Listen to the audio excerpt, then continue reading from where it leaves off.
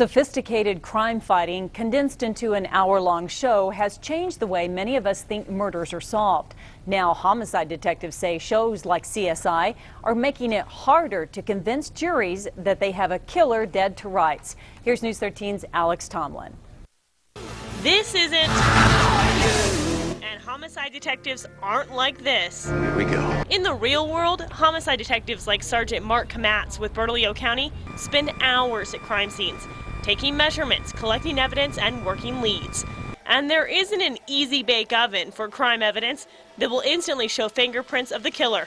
But Sergeant Kamatz says many people think there is. They lead you to believe you can put it under a computer, scans it, oh, there's fingerprints. He says detectives and prosecutors have a tough time when they take a murder suspect to court because jurors want fiber, blood spatter, and high-tech evidence like they see on TV. People want to see hard results.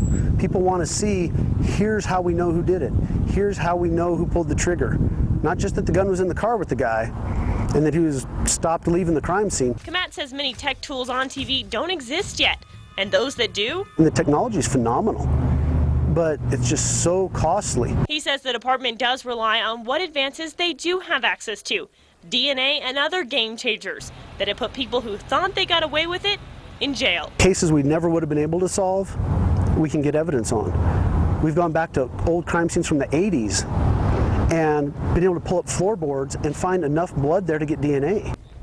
Sergeant Kamatz says jurors expect to see DNA results and fingerprints in almost every case. He says sometimes they just have to explain what they do have and hope it's enough. Diane? Okay, Alex, so criminals have also changed the way they do things because of the crime shows. Investigators say that many try to burn bodies to get rid of forensic evidence, but most of the time that doesn't kill the case against them.